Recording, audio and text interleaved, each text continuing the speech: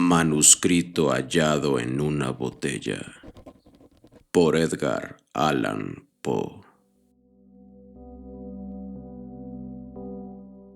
De mi país y mi familia tengo poco que decir. El maltrato y el paso del tiempo me han alejado de uno y me han distanciado del otro. La riqueza heredada me ha procurado una educación poco común y mi espíritu contemplativo me permitió ordenar metódicamente los conocimientos adquiridos por mis primeros estudios. Más que nada, las obras de los moralistas germanos me causaron gran placer, no por una admiración errónea de su elocuente locura, sino por la facilidad con la que mi rígida forma de pensar me permitió detectar sus falsedades. Muchas veces se me reprochó la aridez de mi genio. Se me acusaba por mi deficiente imaginación como por un crimen, y siempre me he destacado por el escepticismo de mis opiniones. De hecho, creo que mi preferencia por la filosofía física ha influido en mi mente con un error muy común de estos tiempos. Me refiero al hábito de relacionar todo hecho, aun el menos susceptible de ser relacionado, con los principios de esta ciencia. En general, nadie puede ser menos propenso que yo a desviarse de los severos límites de la verdad por los fuegos fatuos de la superstición. He creído necesario exponer estas observaciones por miedo a que el increíble cuento que voy a relatar pueda ser considerado como el desvarío de una imaginación exaltada, más que como una experiencia positiva de una mente para quien los sueños de la fantasía han sido letra muerta y una nulidad. Después de muchos años de viajes por el extranjero, navegué en el año 18 desde el puerto de Batavia, en la rica y populosa isla de Java, hacia el archipiélago de las islas de la Sonda. Viajaba como pasajero sin más motivo que una especie de nerviosismo que me acosaba como una fiera. Nuestra nave, un precioso barco de unas 400 toneladas con remaches de cobre, había sido construida en Bombay con teca de Malabar. Llevaba carga de algodón y aceite de las islas Laquevidas. También había a bordo bonote, melaza, manteca de leche de búfalo, coco y algunas cajas de opio. Comenzamos el viaje con poco viento y durante muchos días nos mantuvimos cerca de la costa este de Java, sin más incidente para distraer la monotonía de nuestro crucero que el encuentro ocasional con algunos de los pequeños barcos del archipiélago al que nos dirigíamos. Una tarde, mientras estaba apoyado en el coronamiento, distinguí en el noroeste una nube aislada muy particular, tanto por su colorido como por ser la primera que habíamos visto desde que partimos de Batavia. La observé hasta el anochecer, en que se extendió hacia el este y el oeste, ciñendo el horizonte con una estrecha franja de vapor que parecía una larga línea de playa baja. Después atrajo mi atención el oscuro color rojo de la luna y la especial apariencia del mar, que experimentaba un rápido cambio y cuyas aguas parecían más transparentes que de costumbre. Aunque podía ver perfectamente en el fondo, lancé la plomada y vi que el barco estaba a 15 brazas. Ahora hacía un calor insoportable y el aire estaba cargado con una exhalación en espiral similar a la que surge del hierro caliente. A medida que caía la noche, desapareció la brisa y llegó una impensable calma absoluta. La llama de una bujía colocada en la popa ardía sin moverse en absoluto, y un cabello sostenido entre dos dedos podía colgar sin que pudiera percibir la más mínima vibración. Sin embargo, como el capitán dijo que no observaba ningún indicador de peligro y como nos estábamos dirigiendo hacia la costa, ordenó que se arriaran las velas y que se echara el ancla. No se apostó ningún guardia y toda la tripulación, principalmente compuesta de malayos, se echó a descansar en cubierta. Bajé con el presentimiento de que se avecinaba algo malo. Expresé mi temor al capitán, pero él no atendió mi advertencia y se marchó sin siquiera dignarse a contestarme. Sin embargo, mi preocupación no me permitió dormir y sobre la medianoche subí a cubierta. Cuando puse el pie en el último escalón de la escalera de toldilla, me sobresaltó un fuerte zumbido, como el que produce la rueda de molino al girar con velocidad. Y, antes de poder saber de qué se trataba, sentí que el barco se estremecía. A continuación, nos invadía un mar de espuma que, pasando por encima de nosotros, barría la cubierta de proa a popa. La terrible furia de la ráfaga consiguió, en gran medida, salvar el barco. A pesar de que estaba completamente cubierto de agua, como sus mástiles se habían volado por la borda. Un minuto después, la nave se elevó a la superficie del mar y, después de vacilar un rato, bajó la espantosa presión de la tempestad y finalmente se enderezó. Es imposible asegurar por qué milagro escapé a la destrucción. Atontado por el golpe del agua, al recuperarme me vi atascado entre el codaste y el timón. Con gran dificultad me puse en pie y, mirando asombrado a mi alrededor, me sorprendió la idea de que estábamos entre rompientes por el terrible e inimaginable remolino de montañas de agua y espuma donde estábamos encerrados. Un instante después, escuché la voz de un viejo sueco que había embarcado con nosotros en el momento de la partida. Lo llamé con todas mis fuerzas y rápidamente caminó hacia mí tambaleándose. Pronto descubrimos que éramos los únicos supervivientes del accidente. Todo, salvo nosotros mismos, había sido barrido de la borda.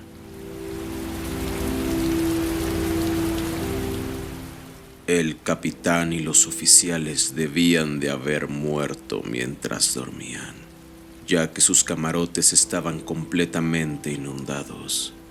Sin ayuda, no esperábamos poder hacer gran cosa por la seguridad del barco, y nos sentimos paralizados al pensar que pronto nos hundiríamos. Era de suponer que nuestro cable se habría partido como si fuera bramante al primer golpe del huracán. De lo contrario, nos habríamos hundido instantáneamente. Nos desplazábamos a una velocidad espantosa y las olas rompían sobre nosotros. La estructura de popa estaba demasiado destruida y el barco había sufrido daños considerables en todos los sentidos. Pero con gran alegría descubrimos que las bombas no estaban atascadas y que el lastre no se había desplazado. Ya había pasado la furia de la ráfaga y la violencia del viento no presentaba gran peligro para nosotros. Sin embargo, temíamos que se detuviera completamente, ya que sabíamos que naufragaríamos como consecuencia de la marejada que vendría a continuación.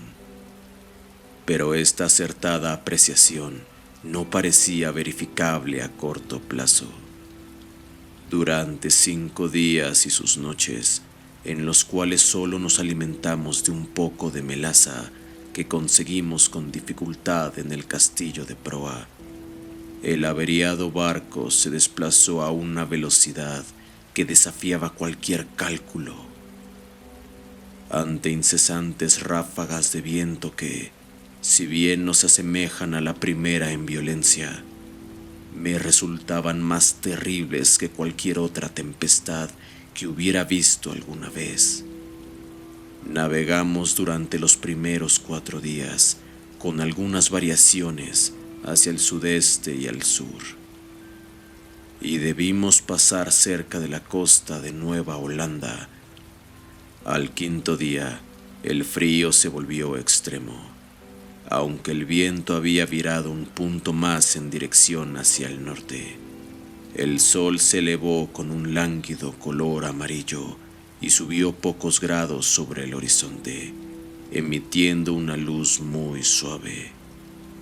Hacia el mediodía, por lo que podíamos calcular, nuevamente nos llamó la atención la apariencia del sol. No irradiaba luz propiamente dicha, sino un brillo triste sin reflejo, como si sus rayos estuvieran polarizados antes de hundirse en el inmenso mar. Su fuego central desapareció de repente, como si lo hubieran extinguido un poder inexplicable. En vano esperamos la llegada del 6.º día, que para mí todavía no ha llegado, y para el sueco nunca llegó. Desde ese momento, quedamos sumidos en una terrible oscuridad, tal que no hubiéramos podido ver nada a 20 pasos del barco.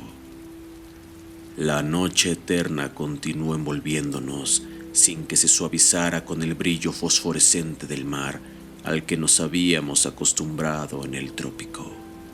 También observábamos que, aunque la tempestad seguía rugiendo con implacable violencia, ya no podíamos distinguir las olas ni la espuma que hasta ese momento nos habían acompañado.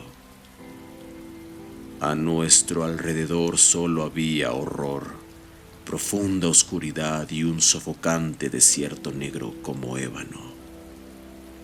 El terror supersticioso fue aumentando en el espíritu del sueco y mi propia alma se vio envuelta en un silencio asombroso. No prestamos atención al barco por considerarlo inútil.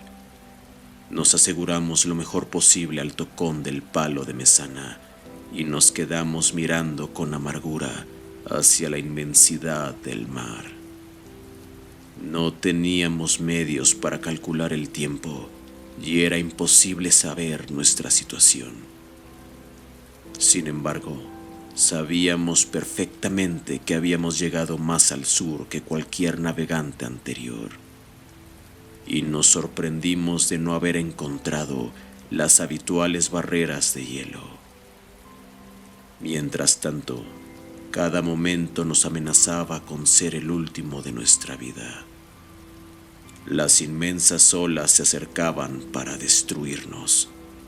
El oleaje sobrepasaba todo lo que yo creía posible, y es un milagro que no nos hubiéramos hundido en un instante. Mi compañero se refirió a lo ligero de nuestra carga y me recordó las excelentes características de nuestro barco.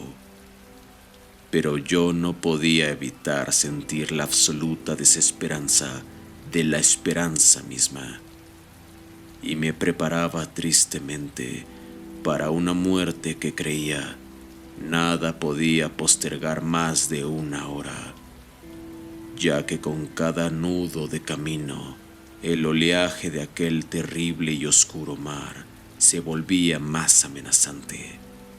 Por momentos jadeábamos en busca de aire, alzados a una altura mayor a la de un albatros. En otros, nos mareábamos por la velocidad del descenso a algún infierno de agua donde el aire parecía estancado y ningún sonido interrumpía el adormecimiento del monstruo marino. Estábamos en el fondo de estos abismos cuando un repentino grito de mi compañero rompió aterradoramente la noche. «¡Mira! ¡Mira!», me gritaba al oído. «Dios Todopoderoso, mira». Mientras él hablaba, comencé a notar un suave resplandor rojizo que aparecía a los lados del enorme abismo en que nos habíamos hundido. alumbrando con incertidumbre nuestra cubierta. Al alzar los ojos, tuve ante la vista un espectáculo que me heló la sangre. A una terrorífica altura por encima de nosotros y al borde de aquel precipicio de agua, se elevaba una gigantesca nave, tal vez de unas 4000 toneladas, aunque surgía por sobre la cresta de una ola que lo superaba 100 veces en altura. Su tamaño excedía al de cualquier otro barco existente, de línea o de la Compañía de la India Oriental. El enorme casco era negro y opaco, y no mostraba ninguno de los habituales adornos de un barco. Solo asomaba una línea de cañones de bronce por las cañoneras abiertas, y su superficie reflejaba el brillo de innumerables faroles de batalla que se balanceaban en los aparejos. Pero lo que más horror y sorpresa nos inspiró fue que el barco mantuviera las velas desplegadas en medio de aquel mar sobrenatural y aquel indomable huracán. Al verlo por primera vez, solo se veía su proa, mientras se elevaba lentamente del golfo oscuro y horrible de donde provenía. Durante un momento de intenso terror, se detuvo en el vertiginoso pináculo como para contemplar su propia sublimidad. Después tembló, vaciló y cayó sobre nosotros. En ese momento, no sé qué repentino autocontrol sobrevino a mi espíritu. Alejándome todo lo que pude, esperé sin temor la ruina que nos aniquilaría por completo. Nuestro propio barco había dejado de luchar y su proa se hundía en el mar. En consecuencia, el choque de la masa descendente lo golpeó en la parte de su estructura que estaba casi bajo el agua, y el resultado inevitable fue que me lanzó violentamente sobre los aparejos de la otra nave. Cuando caí, el barco viró y atribuí a la confusión reinante el hecho de haber pasado inadvertido para la tripulación.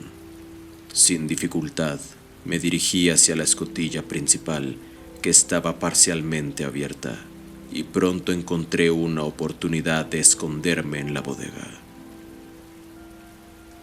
No podría decir por qué lo hice.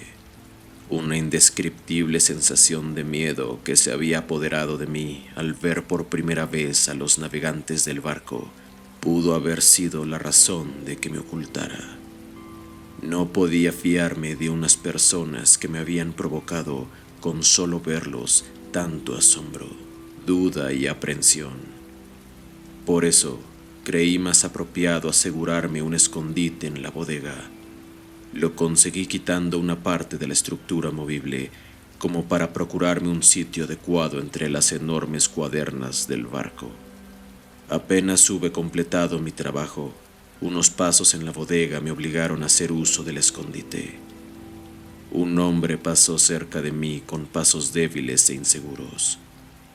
No podía ver su cara, pero tuve la oportunidad de observar su apariencia general. Mostraba signos de gran debilidad y avanzada edad. El peso de los años le hacía temblar las rodillas y la estructura de su cuerpo se estremecía por aquella carga.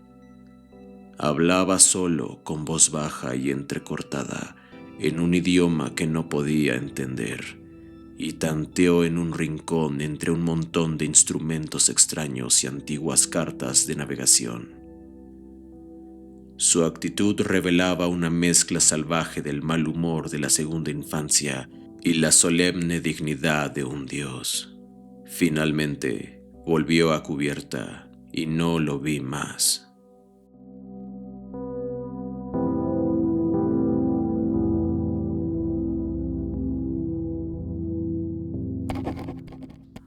Un sentimiento que no puedo describir se apoderó de mi alma. Una sensación que no admite análisis, para la que el aprendizaje de otros tiempos resulta inadecuado y para la que, creo, ni el futuro podrá ofrecerme la clave. Para una mente constituida como la mía, esta última consideración es un mal verdadero. Nunca, lo sé, nunca estaré satisfecho con la naturaleza de mis concepciones. Sin embargo, no debe sorprenderme que estas concepciones sean indefinidas, ya que tienen su origen en fuentes demasiado nuevas. Un nuevo sentido, una nueva entidad se suma a mi alma.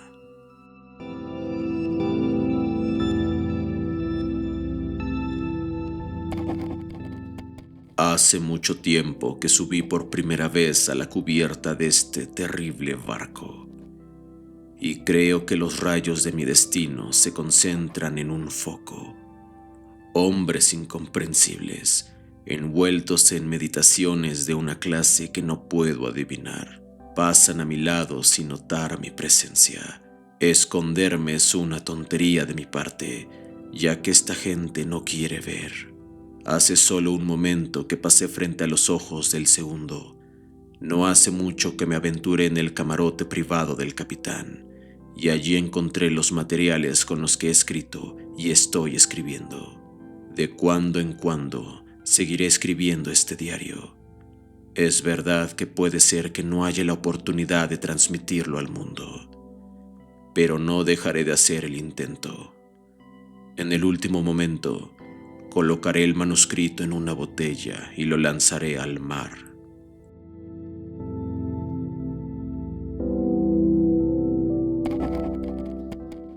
Ocurrió un incidente que me dio nuevos motivos para meditar. Estas cosas ocurren por un azar ingobernado.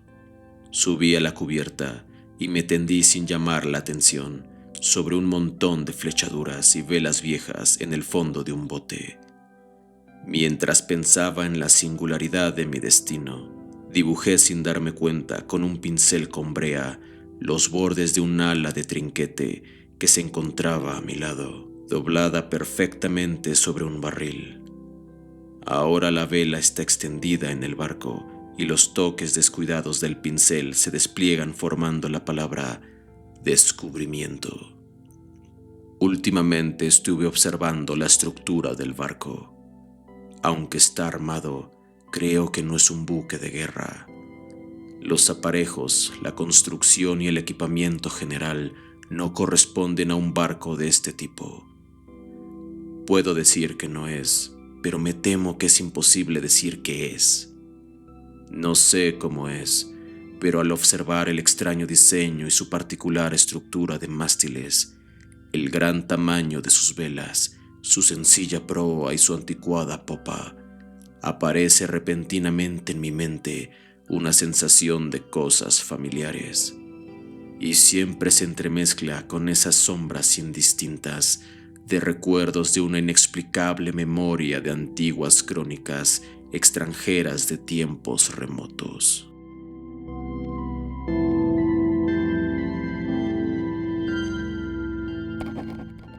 Estuve mirando la estructura del barco.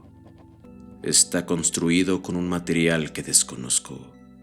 Una característica especial de la madera me llama la atención, como si no correspondiera con el fin para el que se ha utilizado. Me refiero a su extrema porosidad, considerada independientemente de la condición de haber sido comida por los gusanos, como consecuencia de la navegación por estos mares y de estar podrida por el tiempo transcurrido. Tal vez parezca una observación más que curiosa, pero esta madera tenía todo el aspecto del roble español. Si el roble español fuera dilatado por algún medio artificial. Al leer la oración que antecede, recuerdo un extraño dicho de un viejo navegante holandés. Es tan seguro, solía decir cada vez que alguien ponía en duda su veracidad.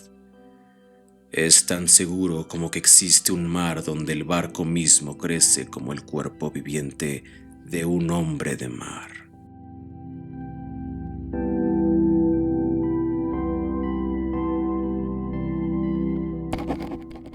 Hace una hora me atreví a mezclarme con un grupo de tripulantes. No me prestaron ningún tipo de atención y, aunque me quedé en medio de todos ellos, parecía no tener la menor conciencia de mi presencia, como el que vi por primera vez en la bodega. Todos mostraban signos de ancianidad. Sus rodillas temblaban inseguras, sus hombros se doblaban con la decrepitud, su piel arrugada temblaba contra el viento, sus voces eran bajas, temblorosas y entrecortadas. Sus ojos brillaban con la humedad de los años y sus grises cabellos se movían terriblemente en la tempestad. A su alrededor, en toda la cubierta, yacían esparcidos instrumentos matemáticos de la más extraña y obsoleta construcción.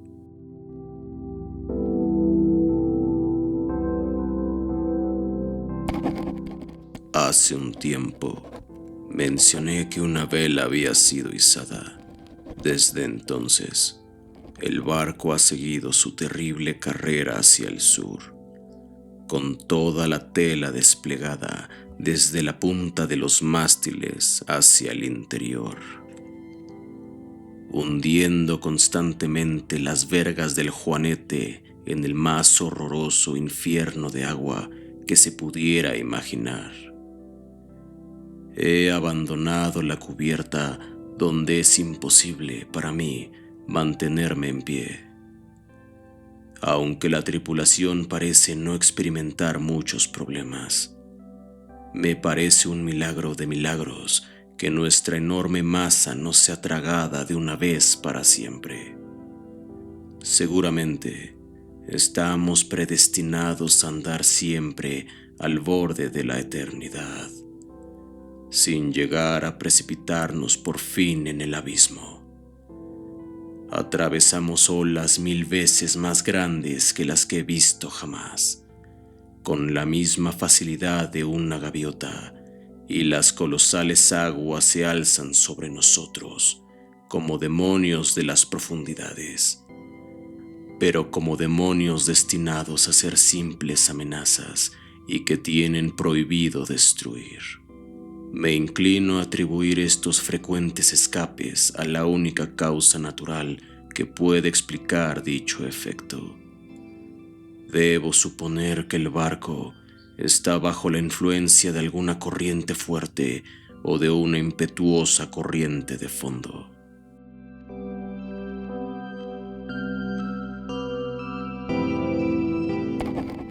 He visto al capitán cara a cara y en su propio camarote, pero, como esperaba, no me prestó atención.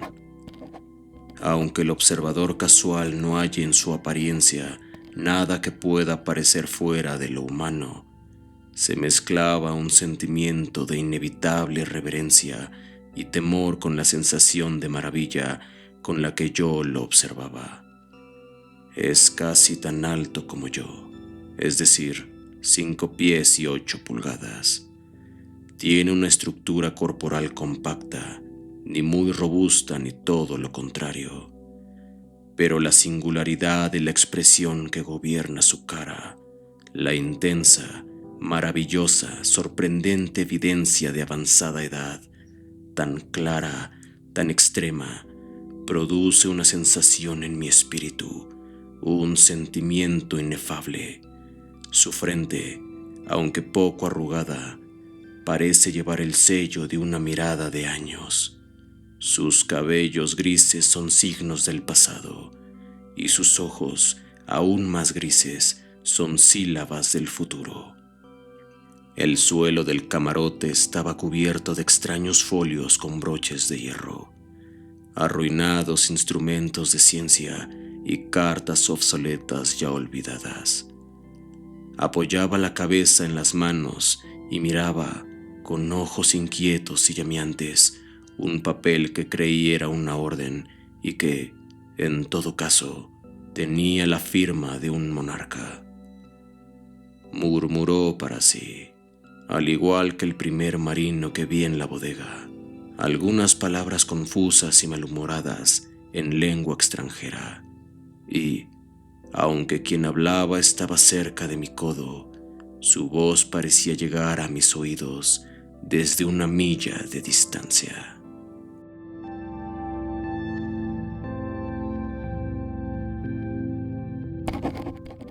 El barco y todo su contenido están impregnados por el espíritu de la vejez. La tripulación se desplaza como los fantasmas de siglos sepultados. Sus ojos muestran ansiedad e intranquilidad, y cuando sus dedos se iluminan por el reflejo de las linternas, me siento como no me había sentido antes, aunque toda mi vida fui anticuario y asimilé las sombras de las columnas caídas de Baalbek, de Tadmor y de Persépolis, hasta que mi propia alma se convirtió en una ruina.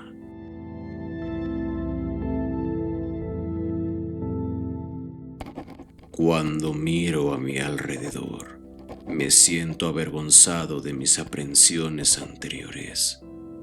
Si temblé ante el huracán que nos ha seguido hasta este momento, ¿cómo no horrorizarme ante el ataque de un viento y un océano para los que las palabras tornado y tempestad suenan triviales e ineficaces?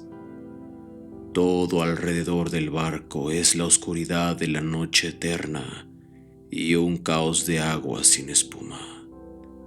Pero a una legua a cada lado de nosotros pueden verse cada tanto y borrosas gigantescas paredes de hielo que se alzan en el desolado cielo y como si fueran las murallas del universo.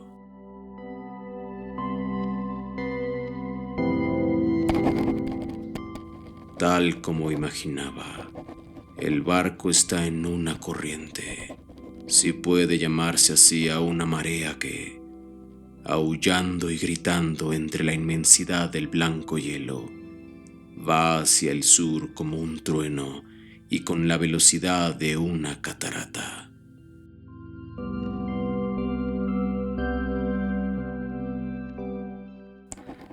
Creo que es imposible concebir el horror de mis sensaciones. Sin embargo, por encima de mi desesperación predomina la curiosidad por penetrar en los misterios de estas extrañas regiones y me reconcilio con los aspectos más horribles de la muerte. Resulta evidente que corremos hacia un conocimiento apasionante, un secreto que nunca compartiremos y cuya obtención nos llevará a la destrucción. Tal vez esta corriente nos conduce al polo austral. Debemos confesar que una suposición tan salvaje en apariencia tiene todas las probabilidades a su favor.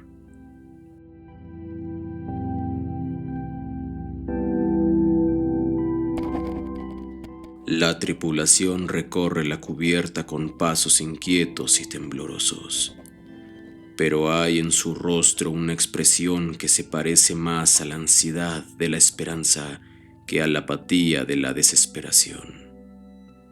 Mientras tanto, el viento sigue en popa y, como todas las velas están desplegadas, por momentos el barco se ve levantado sobre el mar.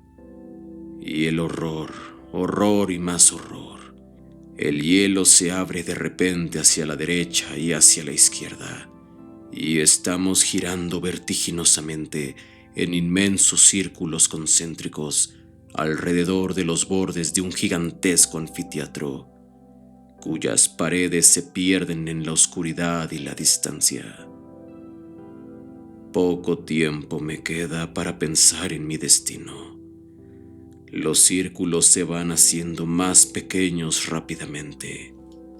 Nos precipitamos en el torbellino y entre el rugido, el oleaje y el trueno del océano y la tempestad, el barco se estremece. Y, oh Dios mío, se hunde.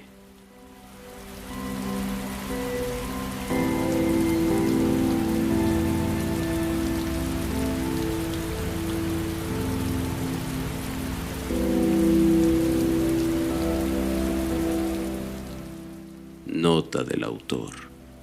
El manuscrito hallado en una botella se publicó por primera vez en 1831. Solo muchos años después llegaron a mis manos los mapas de Mercator, en los que el océano se representa como precipitándose por 4 bocas en el Golfo Polar y es absorbido por las entrañas de la Tierra.